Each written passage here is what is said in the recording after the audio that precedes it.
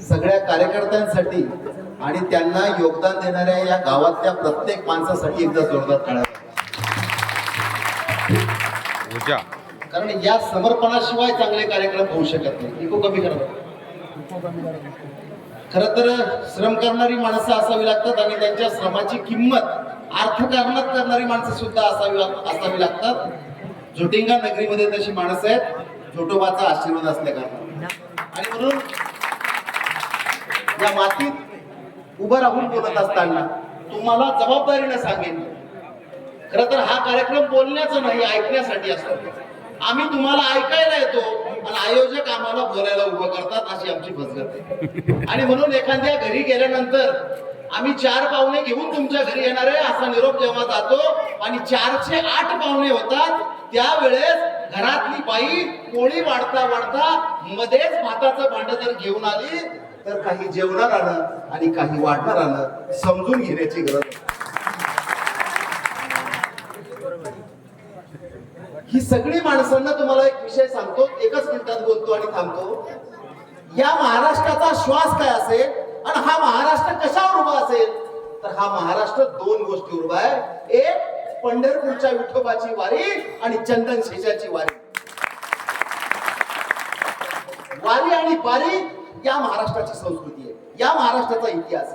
750 वर्षापूर्वी ही जन्माला आलेली वारी पेशव्याच्या अगोदर सुद्धा आणि छत्रपती शिवरायाच्या काळात तर या वारीला अनन्यसाधारण असं महत्व दिलं गेलं. या वारीला राजाश्रय मिळाला आणि म्हणून तुम्ही आम्ही वारी आहे. गाथेतली ओवी आणि वारीतलं कवन आणि पद याचा दर्जा सारखा असतो, आम्ही समजून घेतला पाहिजे. अभंग जसा विचार देतो तसं वारीतलं पद जगण्याला दिशा देते. आणि म्हणून आज जो महाराष्ट्र किंवा महाराष्ट्रातली परिस्थिती निर्माण झाली, ओबीसी विरुद्ध मराठा लढतोय, दलित विरुद्ध उपवर्गीकरणाची लढाई होते, मातंग चर्मकार बौद्ध वर्सेस हिंदू मुस्लिम अशी लढाई होते. हे सगळं तुम्ही पाहता ना, त्याचं कारण आहे की हा महाराष्ट्र वारीपासून आणि बारीपासून दूर चालला. या सगळ्या जर वाचायचं असेल तर आम्हाला वारीतल्या वारकऱ्याच्या आणि वारीतल्या वारकऱ्याशिवाय या महाराष्ट्राला आता कोणी वाली राहिला नाही. आणि म्हणून या सगळ्या विचाराला बळकटी देण्याकरता असे वारीचे कार्यक्रम हे उपयोगी पडत असतात. मी तुम्हाला एक गोष्ट सांगतो सगळ्या वारीतल्या माणसांना. वारी म्हणजे 18 पगड 12 बलुतेदार आणि 18 अलुतेदाराला गावगड्यात सन्मानानं उभं करण्याकरता छत्रपती शिवरायानं बळकटी दिलेला हा विचार आहे. तो विचार आम्ही सगळेजण समोर घेऊन जाऊया. आपल्या सगळ्या प्रवासाला या आयोजकाचं पुन्हा एकदा मनापासून धन्यवाद मानतो. आपणही दूर अंतरावरून आपली सेवा देण्याकरता इथं आला, आपले सुद्धा सगळ्या समूहाचे मनापासून धन्यवाद देतो, आभार मानतो आणि थांबतो. धन्यवाद सर.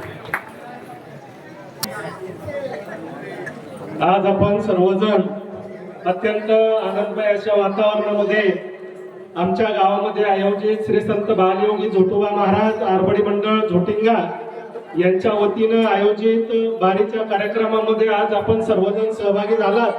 अगोदरच प्रवीण भाऊंनी सर्व वारी आणि वारीची सर्व कथा आपल्याला सांगितली. आपला जास्त वेळ घेणार नाही. वरून राजा सुद्धा वरून आपल्याला त्या ठिकाणी आपल्या वारीसाठी हजेरी लावलेली आहे. आज आपण सर्वजण आमच्या या गावामध्ये आलात. आपल्या सर्व मंडळींच्या, आमच्या गावकरी मंडळींच्या वतीने या ठिकाणी आभार व्यक्त करतो आणि आपला हा जो कार्यक्रम आहे अत्यंत चांगल्या पद्धतीने पार पडो अशी ईश्वरचरणी प्रार्थना करतो आणि आपल्या सर्व टीमला या ठिकाणी शुभेच्छा देतो आणि थांबतो.